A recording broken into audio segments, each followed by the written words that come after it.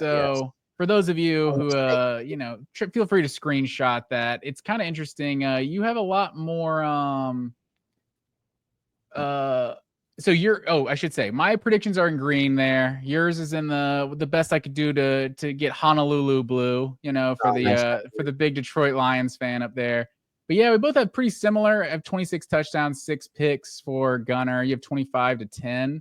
I think I see Gunner being, and maybe this is just wishful thinking, because I think if Georgia's offense is going to be better, I think Gunner's legs have to be a part of it.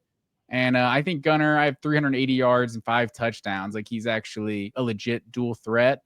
And hopefully, and I don't see many things coming from the backups this year personally. But what say you about? And then to help the audience there, the top line there is our two predictions averaged together. So, any takes on this?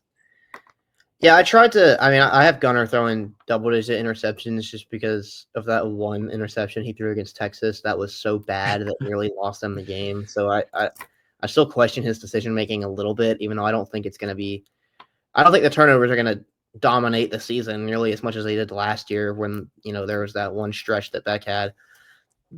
I tried to do the rushing stats, like me thinking that he'll be good for like one scramble a game, maybe 2. So maybe I had him have a little less yards than that. I also was not factoring in sacks at all. Like, that's legit just like me thinking how many times he's actually going to tuck it and run. That's fair. Maybe it'd be a little more. Maybe I should have had 35 rush attempts on there instead of 25. But I don't know. I kind of think the dual threat stuff with Gunner is a little bit overblown. He's a good athlete and he can move, but I just don't buy that, like, his legs are going to be like a real component of the offense. I think they'd rather have him not taking as many hits. Yeah, I think that's fair. And Stetson, for reference, had 56 for 259 and 1 touchdown in 2021. I only have 20. So I definitely should have more than, because he's going to run it about as much as Stetson, I feel like. Maybe a little. Maybe, though. But like you're saying, like, that's one thing I was disappointed. Oh, and then as a senior is way different. He had basically worse rushing production, 57 for 205, but then he had 10 rushing touchdowns in his senior year. So I don't know that he'll have, and I think that's what I was saying. It's kind of maybe wishful thinking. I don't know that he'll have as good of production as Stetson on the ground. I kind of think for this Georgia offense to be as good as I want it to be, I think Gunner's legs have to be an aspect to it. Maybe so. I probably should have had more rushing yards, but I don't know. Dual threat quarterbacks kind of scare me a little bit.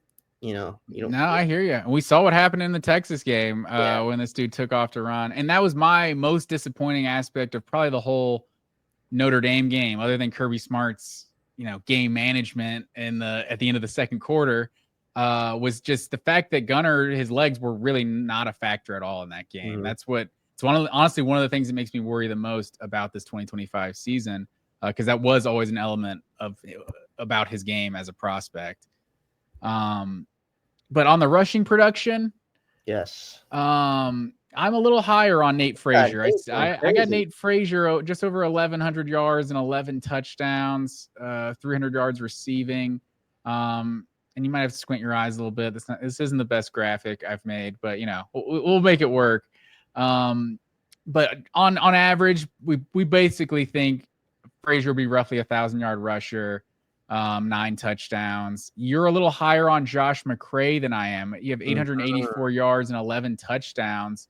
I don't know. I kind of think that after Frazier, I kind of think we're going to see a lot of carries kind of split a little more evenly. Like, I think McCray is the clear number 2, and then I think it's just going to be pretty even from then on out. I think McCray just has well, you could maybe say Robinson, but I just don't trust Robinson to stay healthy. I think Robinson notwithstanding, I think McCray just has an element of power and size and just oomph that nobody else in the running back room really has. And I think as the season goes on and we trudge into these really physical, really nasty SEC games, I just think that's going to become invaluable. And Georgia didn't really have a big old bruiser on the team last year, like you and I have both lamented a lot. So Yeah, now that I'm looking at it, will it be an 18 carry difference on the season between Frazier and McRae if they're both healthy? Probably not.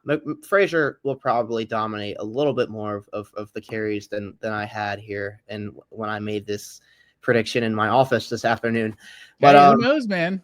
I really do think McRae is just a different type of back from everybody on everyone else on the roster. I don't think he's the best back on the roster. I think Frazier is, but I really like the thunder and lightning potential that's there, and I'm a big Josh McRae guy. I'm stoked to see what he does this year because I love me a big old powerful running back, and that's what he is. Yeah, if your predictions are correct about those top two, that's going to be a lot more similar to Georgia's 2023 run game with Kendall Milton and Dejon Edwards, which was a significant upgrade from what it was in 2024. And I'm clearly predicting an upgrade from 2024, having an 1,100-yard rusher. What, at 645? I had McRae second at 645. That's about what Frazier had last year, right? As the leading rusher.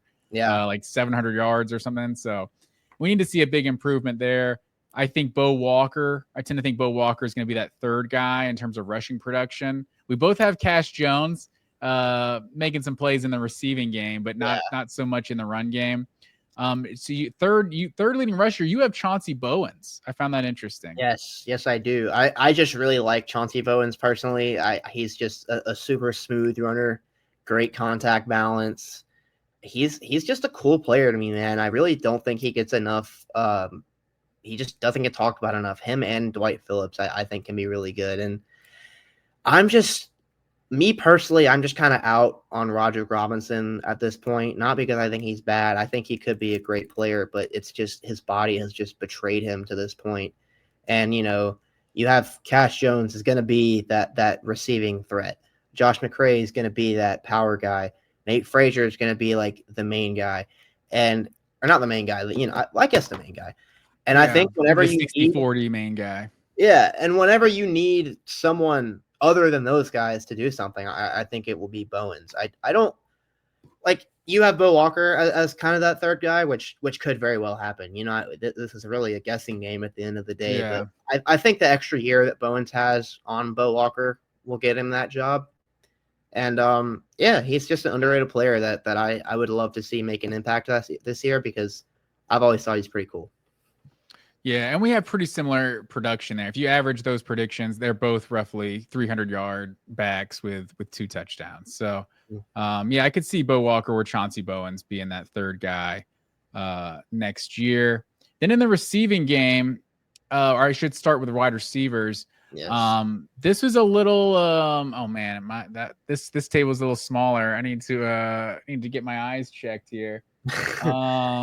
You think Zachary Branch is going to have a significantly better year than I do? I think you have 67 catches. I do. Wow.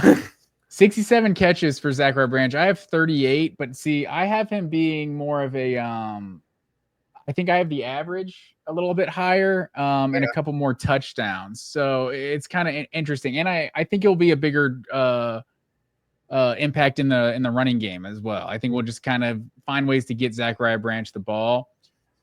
Our Noah Thomas predictions are almost identical. It's kind of crazy, but literally had the same number of catches predicted. So wow. Basically 55 catches for 800 and something yards, and we both had 8 touchdowns. So we're pretty similar there. Pretty similar on Colby Young on what we expect him to do next year. Pretty similar on Dylan Bell. We're 1 catch and 8 yards difference at our projections for Dylan Bell. So it's interesting. Based on our if you go all the way to the bottom, based on our newcomer draft, that's the one difference. I have Taylor a little higher. You got CJ Wiley a little bit higher. Yeah. But yeah, when it comes to Sokovie White and London Humphreys, I really have no idea what to expect from those guys. But I think they'll contribute some. Yeah, I think Sokovie White is in line to be like the backup slot, if you will, whenever they want to move Branch outside or just give him a breather. London Humphreys was just kind of disappointing last year to me. Like he just didn't. I mean, he had that great play week 1 against Clemson, and then all we really saw from him the rest of the way was like he dropped some passes and stuff. So yeah. I don't know. Taylor versus CJ Wiley. That's just like take your pick of which freshman you think is gonna pop off. Yeah. I'm a big CJ Wiley guy, so I have him. And my thought with Branch is the reason I have him catching so many balls is, first of all, just in line with Georgia's. Arian Smith caught about 64, 63 passes or something last year. Or no. Georgia's leading receiver in receptions, I believe, was Dominic Lovett with like 59 receptions. And that's because, Dominic Lovett was not that good last year, but he got a lot of catches out of the slot just because he caught so many quick hitters and screens and everything, partly because they couldn't trust him to catch anything else, but I digress. So I think Branch is going to benefit from a combination of the Mike Bobo manufactured force feed you the ball stuff, but I also think he's just a better football player than Dominic Lovett and a better route runner, better deep threat, better big play threat overall. So I think he's just going to have the longer plays as well, and the big splash chunk plays that we didn't really see from Georgia's slot receivers last year. So I'm asking him to take a huge leap. I understand, because he's coming off of 550 yards and 1 touchdown last year, but that's the kind of athlete that he is, and that's the kind of player that people have been saying he can be for a couple of years now. They're going to need him to be really good. So I'm going to go ahead and project him to be really good. Yeah, I'm with you there. I think the Dominic Lovett call is pretty spot on, because Bobo gets a lot of shit for the screen game and everything, but at the end of the day, I think Georgia is, you can look at the stats. Georgia is one of the better screen teams year in and year out. They do work more than people think.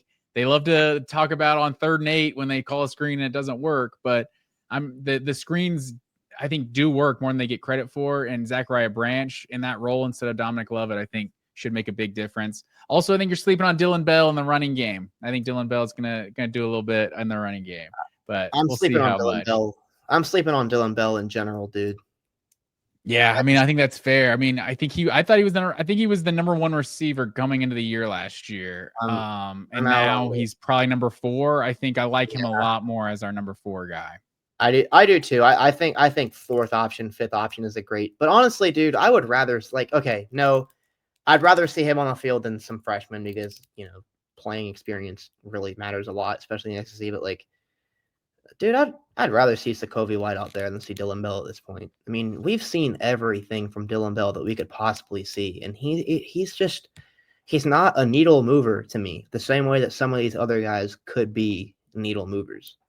Do we feel differently about Dylan Bell if the Ryan Williams catch never happens and he makes that play to beat Alabama in the greatest comeback of all time? That was a pretty great play. Maybe we do, but the Ryan Williams catch did happen, and you know what else did happen? A bunch of dropped passes off the hands of Dylan Bell last year. So I'm not a huge. I mean, he's a really talented athlete, and he's pretty sick with the ball in his hands, which I get. That's Maybe I shouldn't have had him having 0 carries. To be quite honest, after I put Branch's rushing, I kind of forgot about it with everyone else. So I should have had him. Well, you can pretend that Dylan Bell says 10 carries for 71 yards on there for me, but fair enough. Again, I think he's a fine player for what he is, but if Georgia ends up needing major production out of Dylan Bell like they did last year, I don't think that's a good sign for the rest of their receiving core.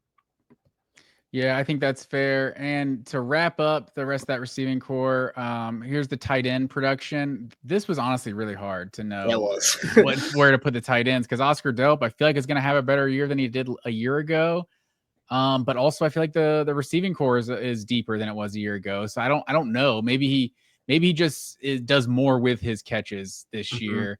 But I also feel like Lawson Lucky, you actually have Lawson Lucky with more receiving, with more catches and yards than Oscar Delp this year. And I started to do that because I like Lawson Lucky more as a receiving option, but I don't know. I feel like I'm still expecting Oscar Delp to have an improvement from last year. I just think, like you said, I just think Lucky is just a better receiver. I mean, he's just got a more diverse route tree. It seems like he's open more often, and it seems like they just trust him to run more, elaborate route concepts. When Delp, it's a lot of, Delp will give chip help over here, and then he'll kind of float open and everything. And That's great in the red zone, and he was great in the red zone last year doing that. But I don't know. Delp is a lot more to me of just a traditional in-line tight end who's gonna, make a block, pop out right over the middle, catch the ball, and get tackled. And there's nothing wrong with that. Oscar Delp is going to go to the NFL and make a ton of money doing that. But I think for our purposes of tracking who's going to have better receiving production, I just like Lucky more from that standpoint. Yeah, I don't disagree. Honestly, we were both pretty similar, about 10 yards off our predictions on Lawson Lucky. I think I have an error in my data right here. I think you had 0 touchdowns for Elias Williams, if I remember right. Oh yeah, no, that one's blank. No, all of his catches are going to be touchdowns. Yeah, I honestly started to do that, like 4 catches and 4 touchdowns or something. That's but like yeah, I think last year. Yeah, I feel like Elias Williams is going to be too good to keep off the field, honestly. Like, this dude is just a freak. He's another guy that's been talked about in the scrimmage. Just like this isn't Darnell Washington. Like, he's like 6'7", like 240. Like, this dude's a legit receiver at that size. Like, Darnell Washington was a glorified offensive lineman that could run routes. So I think Elias Williams is going to be used a little bit. So I had to put him on for a couple red zone touchdowns. I imagine we're going to throw up some jump balls to him at some point. That's fun. I do like that. I agree with you that Elias Williams is going to be a sick player, if not at Georgia, then somewhere. But I mean, you look at like Delp and Lucky are going to be on the field a ton. Delp probably even more so because of what he adds as a blocker. Lucky is going to be that number 2. They're going to run a ton of 12 with both of them on the field. And I think that third tight end is going to be Riddell. Unless Elias Williams is like already better than Jaden Riddell, and he's just already surpassed him and everything, which that would just be crazy. But I think the natural pecking order is going to end up being the way we have it here on the screen. No, it definitely could be. It's a loaded room. I don't know that Elias Williams can really get on the field this year, but I don't know. Just more stargazing for me. I want to see the big time 5-star get on the field. But I guess in the tight end room, there are big time 4 stars and 5 stars always on the field because that's exclusively the guys that Georgia brings in to that room. But this was good stuff, man. I appreciate everyone who tuned in live this week. Georgia's going 11-1. Bonus. What's the SEC championship? Is Georgia winning the SEC championship? And who are they playing? Oh man, that's really far ahead, isn't it? So we're just gonna go our 12 game. Texas are game predict. I think I'm with you. I predicted Georgia to have the same season they did last year, except without the loss to Ole Miss. So yeah, pretty much. I think I'm thinking more 2021. You know, that'd be cool. The one loss they have, I guess there was a SEC championship loss that they avenged in the title game, but the one regular season loss they have, I think they avenge in the SEC title game and beat the Longhorns. 3-1 isn't bad against the Longhorns in their first 2 years in the conference. No. So we'll see. It'd be kind of crazy if Georgia plays them 4 times in 2 years and still has only played A&M 1 time in the 13 years or something. In the conference. Literally that one game. It's just Georgia's never going to College Station apparently. Can we please, man? That would be fun. Like, I'm not that eager to go to College Station. I'm not either. No. From a Georgia fan perspective, it sucks playing there. It's really hard. But also, like, as a college football fan, like, I want to see that game, man. Absolutely. I want to see like dog fans traveling to Kyle Field sounds sick. I know they're not going to take it over because nobody takes over that place, but it'd be cool. Yeah, because the only one was 2019. Yeah, in Athens. That awful, disgusting mud. Yeah, I remember George Pickens. George Pickens had that touchdown where he pulled the DB's face mask and got away with it. I don't know if you remember that, dude. Like nothing happened in that game. But yeah, that was. There's a lot of ugly games that 2019 season. But yeah, that's all I got.